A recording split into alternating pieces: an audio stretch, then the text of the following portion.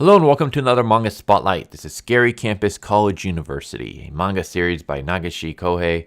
And I see you can see some of those tags.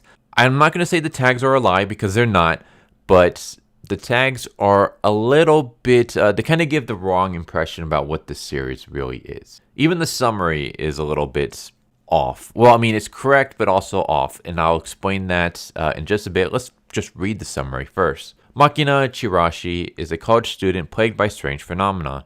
She visited some ruins with her senior, Fujinomiya, and from that moment on, she became plagued with nightmares of being, well, you can see that word right there, every night. Trying to save herself, she visits a mysterious man on the university. So yes, let's just say that the entire series is not about her having nightmares of that happening to her. In fact, that part only happens in the first 3 chapters. So the basic gist is we have Makina. Makina is the main female character of this. And she goes to college. This is her first time going to college. She's trying to fit in. She's trying to live her college life. And she meets this guy who she develops a little bit of a crush on. I'm just going to call him Senpai because that's how she usually addresses him.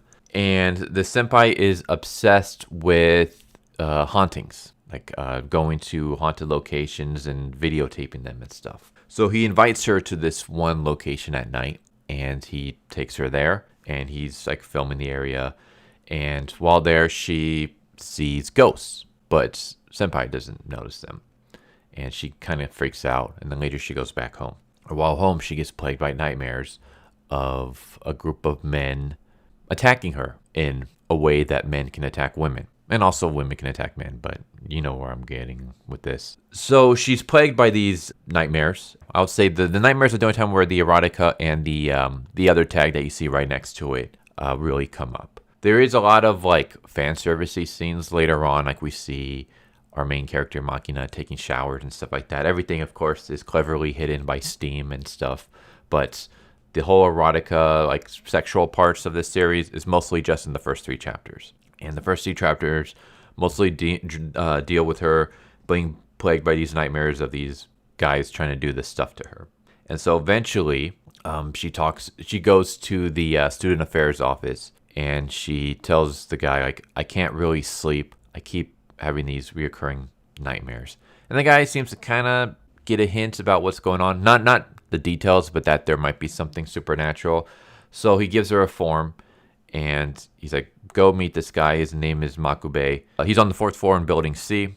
Go check him out. So she goes, and she goes into the office. And Makube looks straight up like a Yakuza guy. He's tall, he's buff, he's muscular. He has blonde hair with the sides shaved. He has what looks like weird tattoos on his left arm. And she, of course, sees him at first. She assumes that he's terrible. Like, her first assumption is that he's going to sell her away. Basically, he's going to pimp her out. I don't know why that's her first thought. Maybe it's just because of the nightmares. But eventually, it turns out that that's the completely wrong impression. Makube is actually a very nice dude. He's just kind of very straightforward. He's like, I need you to give me the form that, you know, the guy told you, the student affairs teacher told you to fill out. And the form is the damage report. So he doesn't take any cases until he gets his damage report. And once he gets the damage report, he's on the case. And it turns out he's an exorcist. And he has this, I thought it was kind of interesting. He has this quirk where he's constantly chewing on a rock. And it turns out that's actually rock salt that he uses to go after ghosts, because ghosts, you know, rock salt. I wonder where that whole thing started off, because I've seen it multiple times in manga. I've seen it in even Western stuff. I mean, Supernatural, they have the salt shotgun.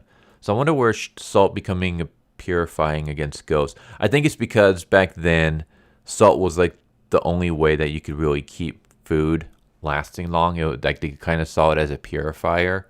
So I think that's why, like, okay, maybe salt can purify ghosts as well. I'm kind of rambling on that. But yeah, he takes on this case. He's eventually able to help her out. I'll give a little bit of spoilers for the first 3 chapters for anyone who's worried. Our main character does not get attacked in that way. There are moments where, like, we see a group of naked ghosts like rushing at her, and some of them kind of hold her down. They're kind of tearing at her clothes, but it never gets that far. So for anyone who's like, I don't want to read a series about that or a series that deals with that, You just got to get through the first 3 chapters. And if you can't get through the first 3 chapters, well, here I am. I'm summarizing it for you so you can immediately skip to the 4th chapter and not have to worry about that kind of stuff. There's a series of events, and eventually Makabe is able to cure her, or he's able to exorcise the ghost. It's actually a pretty... So she's at the school, she gets attacked. Makabe goes to help her out. He's able to help her out a little bit, but then he gets beamed back too because there's way more ghosts than usual.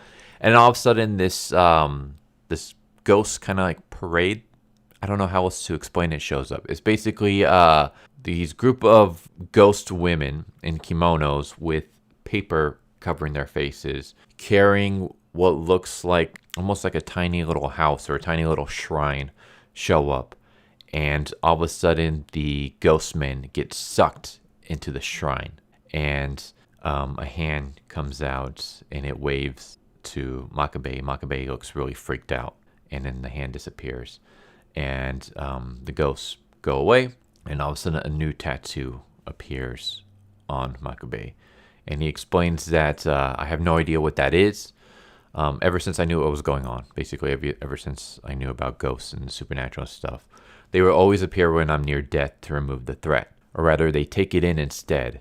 And after it leaves, tattoos started growing on my skin before I knew it. There you go. There's the case of the recurring nightmares. It's done. So after that, we don't get any more like sexual themed ghosts. So you don't need to worry about that. Instead, some of the other stories that appear is we have one where it's kind of weird.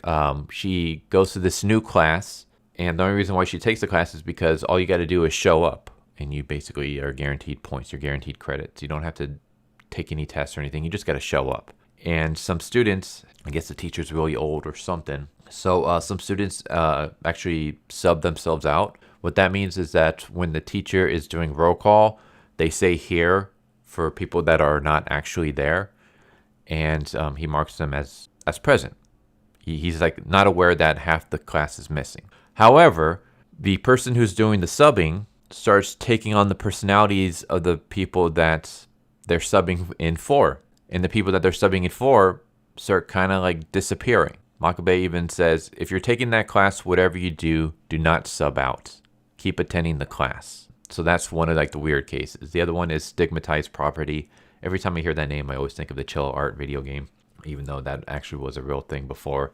Stigmatized property is, I think, it's mostly in Japan, right? I don't know if it's in other countries, but it's a thing where you have to disclose the fact that if people were killed or died in a property, you have to disclose that fact. And it becomes stigmatized in the sense that a lot of people don't want to live in a house where someone else has died in. But in this case, apartment that Makina is in is stigmatized, and then Makabe has to get involved.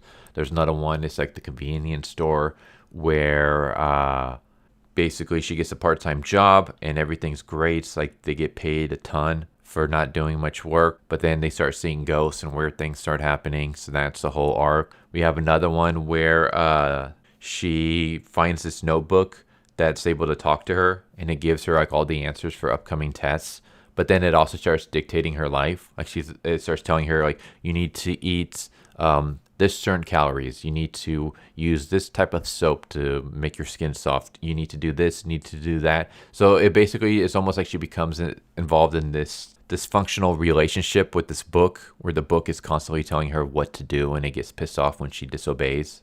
So yeah, it's just like these weird adventures that deal with ghosts, urban legends, and stuff. I actually went into the series on another site. It was Manga Kakalot. So I didn't read the summary beforehand. Otherwise, if I did, I probably would not have given this series a chance, because as soon as I read that summary, I would have backed out, because I don't want to read stories that deal with that specific warning. But yeah, what I'm trying to get at is the series doesn't deal with that other than the first 3 chapters. I already explained what happens in those 3 chapters, so if that kind of stuff makes you uncomfortable, just skip to chapter 4. Otherwise, this is a really good series so far. It seems to be getting regular updates. At the time of this recording, chapter 14 just came out yesterday. Chapter 13 was 4 days ago. Chapter 12 was 7 days ago. Chapter 11 was 10 days ago. So yeah, in 1 month, we've gone 14 chapters. So that's pretty good. The translators are pumping them out really quick. The translators are Tanzanita scans, and I will say that Tanzanita is doing a very good job. The grammar, makes sense. Like it doesn't feel like they're doing a Google straight translation. It looks like they're actually like going in and making sure that it reads correctly for English readers. So good translation, good artwork, good stories, good characters for the most part. Makina becomes a little bit annoying at first, just not necessarily with the whole first 3 chapters bit, but a little bit afterwards. It's like she keeps putting herself in situations that are like, girl, why are you doing that? You know that's going to be bad for you. Like, you're going to get involved in something dangerous. She's an airhead, and she kind of gets herself in situations that she shouldn't be in. Like that, if she would just think about it a little bit more, she would totally avoid being in those situations. But she starts getting a little bit better later on. Like the more she starts experiencing these ghost situations, the smarter she starts becoming, or at least the less naive she starts becoming. She gets a little bit better. Makabe is awesome. Like I love his character. He's just like this cool, mysterious exorcist guy who's just give me a damage report and I'll go take care of it. So yeah, there you go. I'm kind of rambling at this point. There's Scary Campus College University. I like it. It's a good series. I've enjoyed it so far. I'll leave a link to where you can read it down below. And like I said, if those first 2 tags, well, especially if that second tag really bothers you, and if that plot moment right there bothers you, then you can just skip the first 3 chapters. I've already explained what happens in them, so you don't have to, read about that kind of stuff. Otherwise, yeah, just check it out. It's great. But there you go. Anyways, hope you enjoyed the video. Hope to see you next time. Take care. Later.